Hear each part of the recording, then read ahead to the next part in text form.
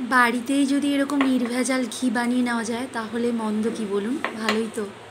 তাহলে এই ঘিটা বানানোর জন্য দেখুন প্রথমেই আমি দুধের সর নিয়ে নিয়েছি। আমাদের বাড়িতে কিন্তু প্রত্যেকের বাড়িতেই কম বেশি রেগুলার একটা দুধ আসে। এবার সেই দুধের সরটাকে যদি জমিয়ে রেখে আমরা এরকম সত্যিকারের পিওর ঘিটা বাড়িতে বানিয়ে নিতে পারি তাহলে কিন্তু বেশ ভালোই হয়। সেই জন্য দেখুন আমি এখানে প্রায় 1 মাসের মতো দুধের সর জমিয়ে নিয়েছিলাম। আর এই সরটাকে কিন্তু অবশ্যই আপনারা ডিপ ফ্রিজে রাখবেন, তাহলে নষ্ট হবে না আর একটা বাজে গন্ধও হবে না। ডিপ ফ্রিজে একদম এয়ারটাইট কন্টেনার করে কিন্তু আমি এই সরটাকে জমিয়ে নিয়েছিলাম। জমিয়ে নেওয়ার পর পুরো সরটাকে আমি মিক্সির একটা জারের মধ্যে নিয়ে একবার আমি বেশ ভালো করে একটু ফেটিয়ে নিলাম। মানে মিক্সি জারটাকে একটু ঘুরিয়ে নিলাম। আমি হাতে করে দেখেছিলাম, হাতে করতে গেলে খুব পরিশ্রমটা বেশি হয়, আর এইভাবে মিক্সির জারে করলে পরে কিন্তু আপনার পরিশ্রমটা কম হবে। ভালো করে একটুখানি ফেটিয়ে নেবেন, বেশ কয়েকবার চালিয়ে নেবেন। তারপরে কি করবেন, ফ্রিজের ঠান্ডা জল কিন্তু আমি এখানে ব্যবহার করেছি। ফ্রিজের ঠান্ডা জল দিয়ে দিলাম। দেওয়ার পর দেখুন এবার মাখনটা কিন্তু উঠে আসছে, এই যে আর দুধটা কিন্তু বেরিয়ে যাচ্ছে, কারণ আমরা যখন সরটা জমাই তার গায়ে কিন্তু একটা দুধ লেগে থাকে। সেই দুধটা বের করে মানে মাখনটা উঠে আসছে। এবার এটা আমি ঠান্ডা জল থেকে তুলে নিচ্ছি।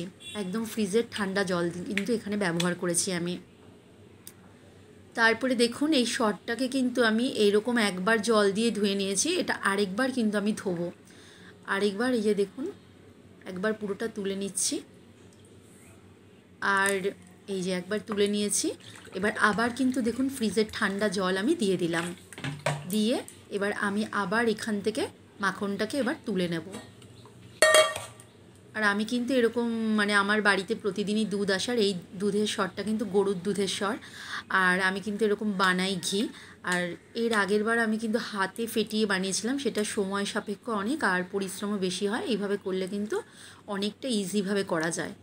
এবার পুরোটা মাখনকে আমি তুলে নিচ্ছি। তুলে নিয়ে দেখুন আমি পুরোটা তুলে নিয়েছি। এবার আমি একটা বাটিতে নিয়ে নিয়েছি, অ্যালুমিনিয়ামের বাটিগুলো যে হয়। এবার আমি এটা ঘিটা বসিয়ে দিয়েছি, মাখনটা বসিয়ে এবার আস্তে আস্তে গ্যাসের ফ্লেমটাকে কিন্তু একদম আস্তে রেখেছি, নইলে কিন্তু একদম তাড়াতাড়ি করে পুড়ে উঠবে। সেই জন্য গ্যাসের ফ্লেমটাকে একদম লো করে রেখেছি। লো করে এবার এইটাকে আমি আস্তে আস্তে রেডি হতে দেবো। দেখুন এবার ফুটে উঠেছে। ফুটে উঠে একটু সময় ধরে করতে হবে আর একটু মাঝে মধ্যে নাড়িয়ে দিতে হবে।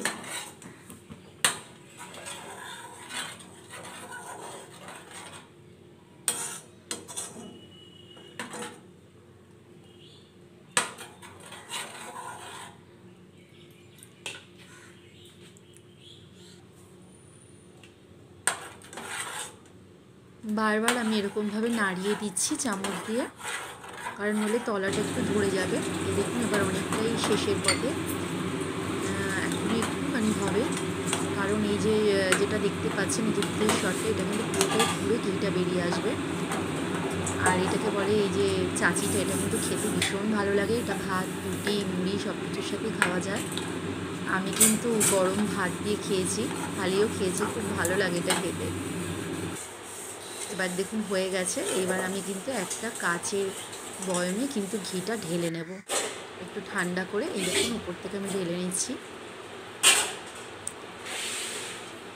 আর রেসিপিটা কেমন লাগলো আমাকে জানাবেন, ভালো লাগলে লাইক শেয়ার করে দেবেন।